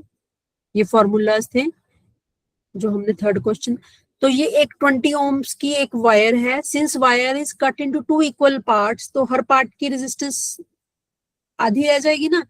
20 ohm की वायर दो पार्ट्स में कट कर दी, हर पार्ट की रेजिस्टेंस 10 ohms, और फिर उन दो पार्ट्स को हमने पैरेलल में लगा दिया। तो 1/rp का formula 1/r1 plus 1/r2, 1/10 plus 1/10, 2/10 आ गया। फिर इसको उल्टा करना पड़ेगा, आरपी निकालने के लिए 10/2 बन गया, तो 5 ohms आंसर आ गया। ठीक है ना? Yes, ma'am. नेक्स्ट क्वेश्चन देख लें। Yes, ma'am. Two wires A and B of the same metal. जब सेम मेटल बोला तो सेम क्या रहेगा? मटेरियल स्पेसिफिक क्या होता है? रेजिस्टिविटी। ठीक है, तो दो वायर्स हैं ए एंड बी, उनकी रो सेम रहेगी बिकॉज वो सेम मेटल से बनी, and they have the same area of cross section, उनका ए भी सेम रहेगा, and have their lengths in the ratio of 2:1। इसका मतलब क्या है? जो वायर ए है उसकी लेंथ है 2l और वायर बी की है 1l। वायर ए डबल है, वायर ए सिंगल है। 2l इसकी 1l is the length, area same है, रो सेम है। What will be the ratio of current following through them respectively when same potential difference is applied? तो V भी same apply कर रहा है। तो अभी हमारे पास क्या दिया हुआ है? रो हमने दिया है, सेम रखना है दोनों के लिए, एरिया भी सेम रखना है, लेंथ 2:1 रखनी है। पहले हम निकालेंगे रेजिस्टेंस R ए वायर के लिए, फिर R निकालेंगे बी वायर के लिए। ठीक है, फिर वोल्टेज सेम रहनी है V, तो फिर हम निकालेंगे करंट ए वायर के लिए और करंट बी वायर के लिए, फिर देखेंगे उसकी रेशियो क्या है। समझ रहे हो ना? Yes, ma'am. ये देखो, यस टीचर। ओके, वायर ए की लेंथ हमने मान लिया 2l, तो वायर ए की कितनी होगी? 2l, तो वायर बी की हो जाएगी l। Area of cross section same है, ए वायर का स्मॉल ए, बी वायर का भी स्मॉल ए, ठीक है। पोटेंशियल डिफरेंस उसने कहा है ना, for both wires same potential difference is applied V volts. तो हमें पहले क्या निकालना है, वो कहता है करंट कितना कितना है ए वायर में और बी वायर में। तो करंट का formula V is equal to I R से I आ गया V अपॉन आर, और R का क्या फॉर्मूला है, रो L अपॉन ए होता है ना। तो ए वायर की लेंथ है 2L, 2L अपॉन ए आ गया, बी वायर की रेजिस्टेंस रो L अपॉन ए। तो इसको करंट की डेफिनेशन में V भर दिया वोल्टेज का, और ये R जो था ना नीचे आना था ना, तो रो नीचे चला गया, 2L नीचे चला गया, और ये A ऊपर चला गया। सिमिलरली B का करंट निकाल लिया, वोल्टेज लिख दी ऐसे ही, यहां से रेजिस्टेंस वाले में रो और L नीचे चले गए, A ऊपर चला गया, बिकॉज R ने नीचे आना था तो उल्टा हो गया। अभी IA को IB से जब डिवाइड करेंगे तो ये 1:2 आ जाएगा। लेंथ्स की रेशो थी 2L एंड L, 2:1। करंट की रेशो रहेगी 1:2। जो जितना करंट वायर ए में फ्लो कर रहा है उससे डबल करंट वायर बी में फ्लो कर रहा है। क्यों? क्योंकि वो छोटी है। बिकॉज हमने देखा जब भी वायर लंबी होती है तो रेजिस्टेंस ज्यादा होती है, और जब रेजिस्टेंस ज्यादा हो जाती है तो करंट कम हो जाता है। नीचे वाला ज्यादा, तो ये आंसर कम आएगा। समझ रहे हो ना? बट इसको करने का तरीका ये है, their lengths are in the ratio of 2:1। तो करंट निकालने के लिए हमें वोल्टेज चाहिए, वोल्टेज है, रेजिस्टेंस चाहिए, रेजिस्टेंस निकाल लेंगे, because rho is same for them. ठीक है, जब डिवाइड करेंगे रो रो कट जाएगा, ए भी कट जाएगा, एल भी कट जाएगा, तो इधर एक रह जाएगा, इधर 2, 1/2, 1:2 आंसर आ जाएगा। तो जो वायर ज्यादा लंबी है उसमें सिंगल करंट फ्लो हो रहा है, जो कम लंबी है उसमें डबल करंट फ्लो हो रहा है। ये क्वेश्चन क्लियर है आपको? बोलो बेटे। ये क्वेश्चन सॉल्व किया है, आपको क्लियर है, इसमें कोई डाउट तो नहीं? No teacher. ओके गुड, आगे चलें। ये ओके, यस टीचर। चलो, ये हमारा 5th क्वेश्चन हो गया। Sorry, determine the resistance, question mark क्या है, R of a copper wire having a length of 1 kilometre and diameter of 0.5 millimetres. Resistivity rho की वैल्यू दे रखी है उसने। ठीक है, तो अब इसमें सबसे इंपॉर्टेंट क्या है, ये यूनिट लेंथ किलोमीटर्स में है और डायामीटर दिया है वो मिलीमीटर्स में है। सबसे पहले इन दोनों यूनिट्स को सेम करना पड़ेगा हमें। ठीक है, फिर डायामीटर से रेडियस निकालेंगे और फिर रेडियस से एरिया निकालेंगे, क्योंकि रेजिस्टेंस का फॉर्मूला क्या है, रो एल अपॉन ए। डायमीटर से रेडियस निकाल सकते हो वायर का? Yes ma'am. कैसे निकालेंगे डायमीटर से रेडियस? डायमीटर को 2 से डिवाइड करना होगा। Very good. और रेडियस हमारे पास आ गया, तो उसके बाद हम इसका एरिया ऑफ क्रॉस सेक्शन कैसे निकालेंगे?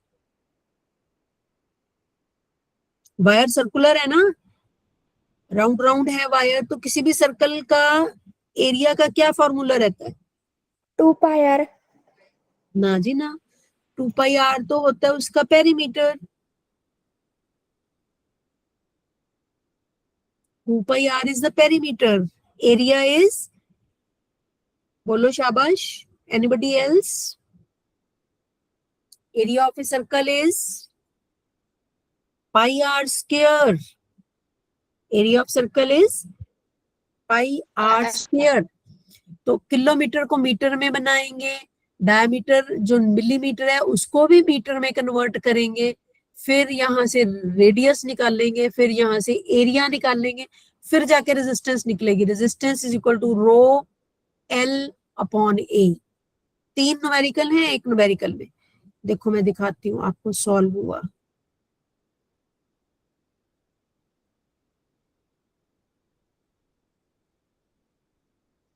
लेंथ 1 किलोमीटर मतलब 1000 metres, 10 to the power 3 meters. Diameter 0.5 millimeter means 0.5 into 10 to the power minus 3. ठीक है ना, 1 मीटर में 1000 मिलीमीटर रहते हैं ना. Yes, ma'am. Yes, ma'am. और रेडियस ये 0.5 into 10 to the power minus 3 divided by 2. और एरिया निकाल लिया पाई आर स्क्वायर. पाई की वैल्यू रहती है 3.14. पता है ये आपको पाई की value? Yes, ma'am. Yes, 3.14 into R का स्केयर करना मीन्स इस आर को 2 बार लिखना है. 0.5 लिख दिया, एक बार दोबारा 0.5 लिख दिया, और 2 इंटू 2 4 लिख दिया. 2 का स्केयर 4. 0.5 इंटू 0.5 ये स्केयर हो गया. और 10 टू द पावर जो -3 था वो बन गया 10 टू द पावर -3 2 जा 6. ठीक हो गया? yes, ma'am. ठीक है बेटे. फिर रो उसने दिया हुआ है, फिर हम रेजिस्टेंस का फॉर्मूला लगाएंगे रो एल अपॉन ए. रो की वैल्यू ये भर दी, ठीक है. उसके बाद लेंथ 10 टू द पावर 3 भर दी. उसके बाद ये वाले ने एरिया ने नीचे जाना है, तो ये जो 4 नीचे था वो ऊपर आ गया, जो सब कुछ ऊपर था वो नीचे चला गया. 3.14 0.5 2 बार 10 टू द पावर -6. अब इसको सॉल्व कर लेंगे सारे को, तो आंसर हमारा 86 ओम्स आएगा. ये सॉल्व तो करना आता है ना आपको?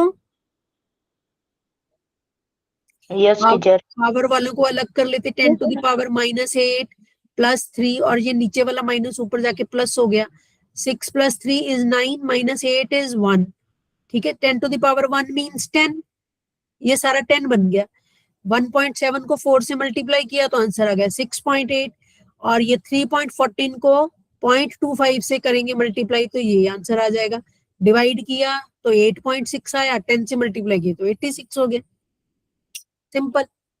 इतनी कैलकुलेशन आपको 9th स्टैंडर्ड में आनी चाहिए. ये मैथमेटिक्स है. अगर किसी को ये नहीं आती तो इसकी मैथमेटिक्स में प्रैक्टिस करो. फिजिक्स का काम यहाँ तक है, आपको यहाँ तक आना चाहिए. ये फॉर्मूला है, इसमें ये वैल्यूज बननी है. इवन एरिया निकालना इज मैथमेटिक्स. डायमीटर से रेडियस, रेडियस से एरिया, ये मैथमेटिक्स का काम है. समझ लगी? So if your mathematics is weak, आपको फिजिक्स में उसकी दोबारा दोबारा प्रैक्टिस करनी पड़ेगी जितना रेलेवेंट है. आगे चले बेटा. If this is clear. Yes, teacher. Good.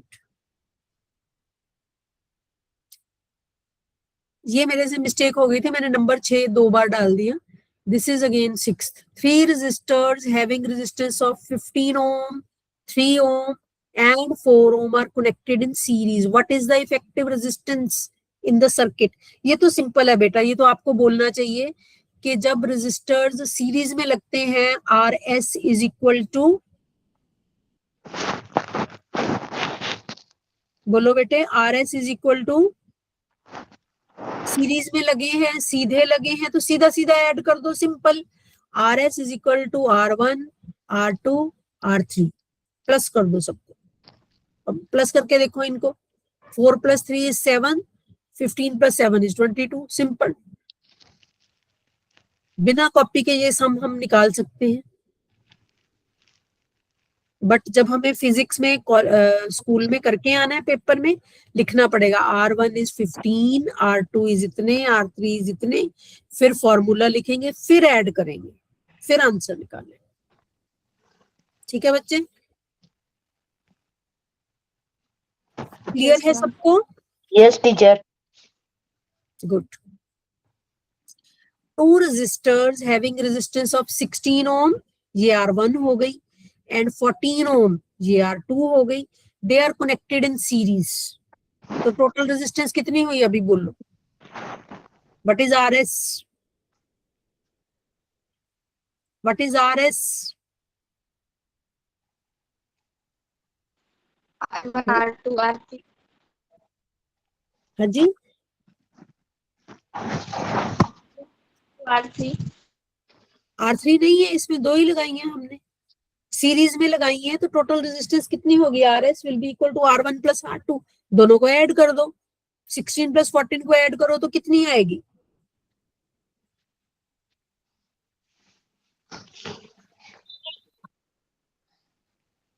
बोलो बेटे। 30.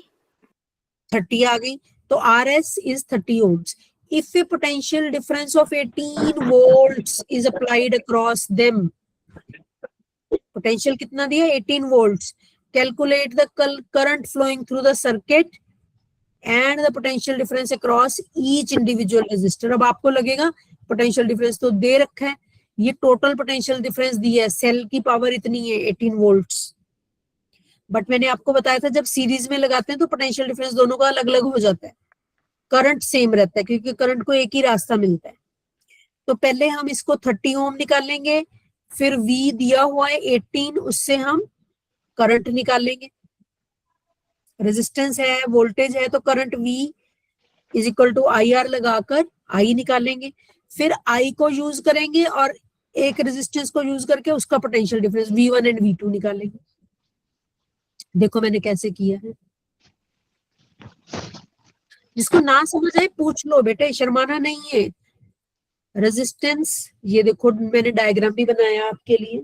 ये R1 थी 16 ओम्स, ये R2 थी 14 ओम्स. इन दोनों को सीरीज में लगा दे. सीरीज मीन सीधे सीधे जोड़ दिया, पहले एक लगाई फिर दूसरी लगाई, सो दैट ये जो करंट फ्लो कर रहा है इसको एक ही रास्ता मिल रहा है. ठीक है.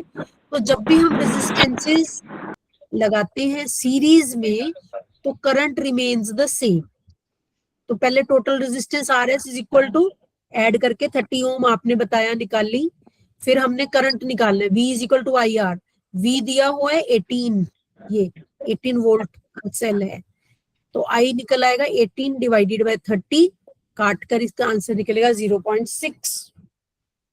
फिर अब दोबारा V1 निकालना है, इसकी वोल्टेज कितनी है और इसके अक्रॉस कितनी है, इस एंड में और इस एंड में कितना डिफरेंस है, इस एंड में और इस एंड में कितना डिफरेंस है, ये निकालना. तो अभी करंट तो सेम है 0.6, R1 कितना है 16, तो V1 निकल आएगा. V1 is I into R1. VI R ही है ना, V1 निकालना है तो I इंटू R1 कर दो, V2 निकालना है तो I इंटू R2 कर दो और मल्टीप्लाई करके आंसर निकाल लो. किसी को डाउट है तो पूछो.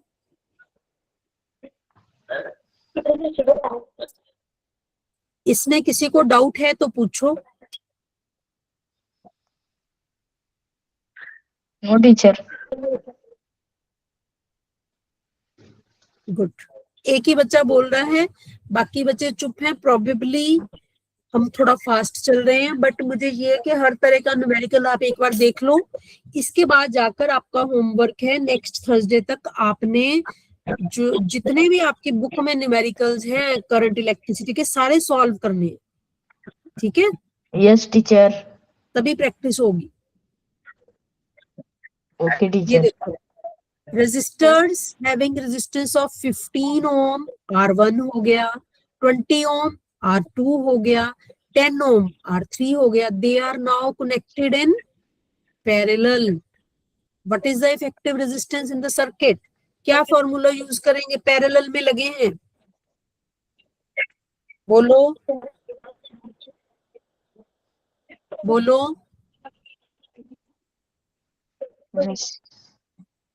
पैरेलल के लिए क्या फॉर्मूला यूज करेंगे? बोलो.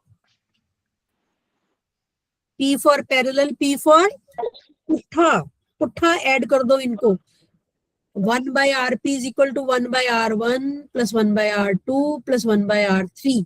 देखो कैसे किया मैंने. पहले इनको पैरेलल में लगाना सीखो, डायग्राम बनाओ. ये देखो R1, R2 और R3 तीनों के एंड एक तरफ जुड़े हैं और दूसरी तरफ. When the ends of resistances are combined on both the sides, ये पैरेलल है. ऊपर सीरीज था, ये सीरीज है. यहाँ देखो R1 R2 सीरीज में है, एक के बाद एक. यहाँ तीनों दोनों तरफ जुड़े हुए हैं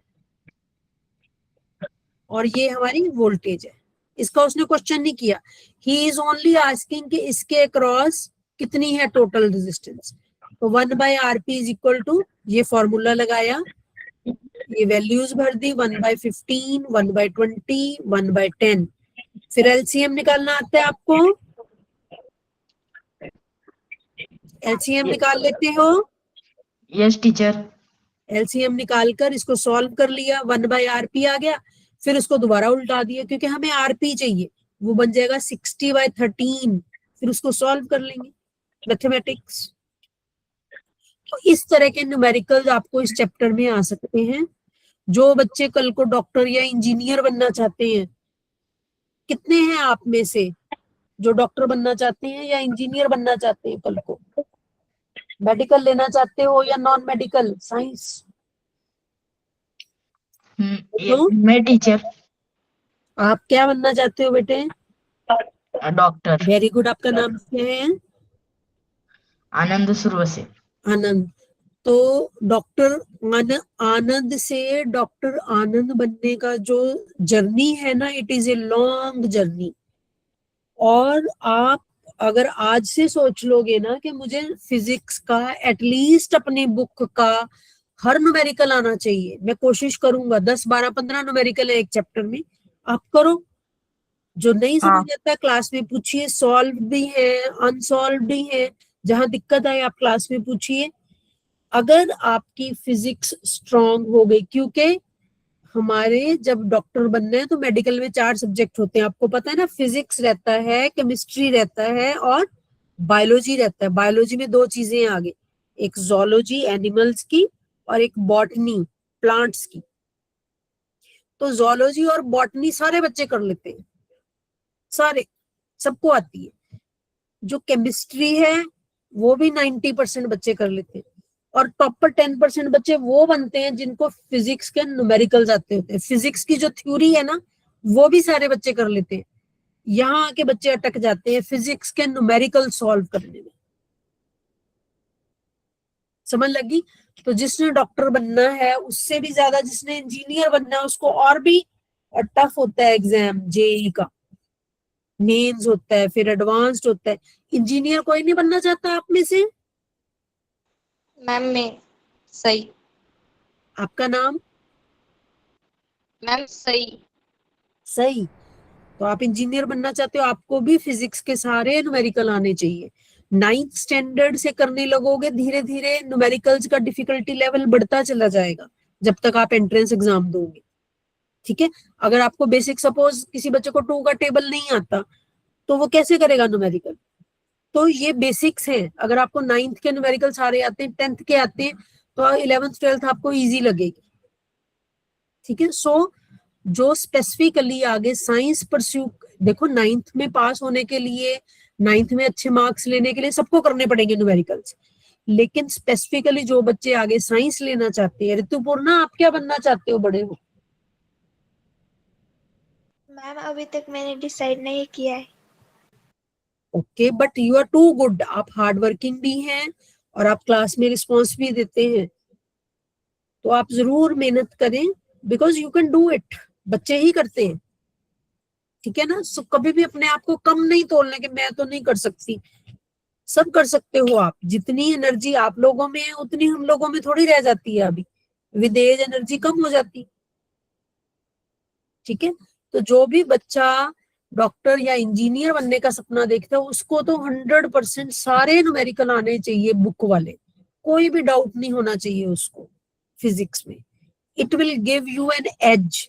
एज समझते हैं ना? You will be better than others, क्योंकि ज्यादातर बच्चों को न्यूमेरिकल्स में ही दिक्कत होती है, और जिसको न्यूमेरिकल आ गए वो पहले ही आगे निकल गया बाकी क्लास से। आनंद, साई, सुन रहे हो ना आप? Yes ma'am. हाँ, तो ये जो मैंने सॉल्व किया है मैं ये शेयर कर दूंगी ग्रुप में। आप ये वाली वर्कशीट भी दोबारा अपनी कॉपी पे करिए, try to solve on your own. मैंने समझा दिया, अपने आप करो। फिर भी नहीं पता चलता तो सॉल्व एग्जांपल, ये सॉल्व वाला मेरा देख लो। सिमिलरली बुक में से सॉल्व, अनसॉल्व सारे न्यूमेरिकल करो नेक्स्ट क्लास तक, 1 वीक है आपके पास। ठीक है? और जो नेक्स्ट क्लास है उसमें मैं वर्कशीट जो मैंने first chapter laws of motion की दी थी ना वर्कशीट, वो वाली डिस्कस करूंगी ऐसे ही, सो दैट हमारे 2 चैप्टर वाइंड अप हो जाएं प्रॉपरली। Okay ma'am. तो सबके पास वो वर्कशीट है फर्स्ट चैप्टर वाली? नहीं है तो मैं ग्रुप में दोबारा डाल दूंगी ग्रुप में। आपको वो वर्कशीट सॉल्व करनी है हर हालत में, सो दैट हम जब नेक्स्ट टाइम डिस्कस करें तो आप लोग चुप नहीं, सब एक से आगे एक बढ़ के मुझे आंसर चाहिए, एक दूसरे को चुप करा के आंसर देना है, ऐसा नहीं कि सारे चुप करके बैठ जाओ, ठीक है। सो ये आपका होमवर्क है 1 वीक का। This worksheet as well as worksheet of chapter number 1 plus numericals from your book from both the chapters, सारे न्यूमेरिकल आपको आने चाहिए, ठीक है बेटा। अभी खत्म करें क्लास या Yes, कुछ ma'am. पूछना चाहते हो? Yes, ma'am ma'am. मुझे कुछ हाँ बोलो। मैम जो करंट होता है ना वो हायर से लोअर तक जाता है ना, हायर फ्लो से लोअर पे? हाँ जी हाँ जी। नहीं मैम, मैम यही पूछना हाँ, देखो बेटे मिस जो कर दी थी ना इलेक्ट्रॉन्स हैं, मुझे। जो इलेक्ट्रॉन्स हैं नेगेटिवली चार्ज इलेक्ट्रॉन्स, जब भी वो पूछे कि इलेक्ट्रॉन्स किधर को फ्लो करते हैं, हम कहेंगे लो पोटेंशियल से हाई की तरफ, ठीक है। बट जब वो कहे करंट या positive charge, it always flows from high to low, ठीक है ना। Okay ma'am. हाँ जी Yes. चलो ठीक है बेटे, good night. Good night, ma'am. Thank you ma'am, good okay night. Okay, सारे बच्चे खूब मेहनत करो और सारा करके आओ। Okay teacher, Okay, ma'am. Okay बेटा, okay, bye bye god teacher, bless. Bye Bye, बेटा, ma'am. Bye, good good night night, ma'am. Good night, Bye. Bye बेटा, बाय।